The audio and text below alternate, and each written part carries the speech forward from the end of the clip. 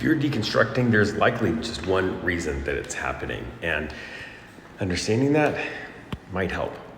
Hi, I'm Jeremy. I'm a deep skeptic, also a pastor. So look, I've spoken to thousands of people that are deconstructing from their faith, many times out of evangelical trauma, and they're often surprised to realize that there is one underlying thing that is informing all of the trauma and the deconstruction. You see, in these sort of high control religious experiences, especially evangelicalism, you're often taught that belief is a static thing, and usually in terms of, I just believe the Bible, you just believe the Bible, and by that they mean whatever the pastor says is exactly what the Bible means. And then if you just believe that, your belief's right, you are done, and you hold on to those and you never, ever, ever question them. But that's not how beliefs work. In fact, all of us experience this, that beliefs change over time, right? The reality is you are always changing. You are always trying to figure out something new. You have new experiences. There's new data and information.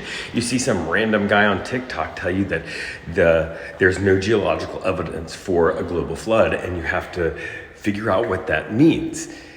That is the source of the deconstruction.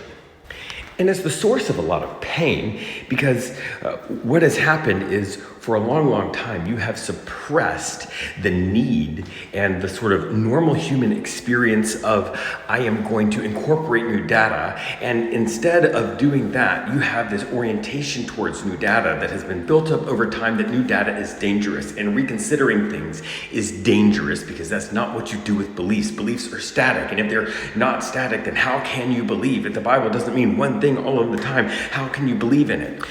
Which means that many people have a buildup, a backlog of unconsidered beliefs and data point. And when that bigger issue of a belief is a static thing that doesn't change and I don't question it, when that breaks and you start pulling out each data, you realize there is all of this data in the background, all of this stuff that you haven't thought about, haven't considered, that's been rolling around in the back of your head. And the thing that people express often is this idea that, oh my gosh, this is never ending.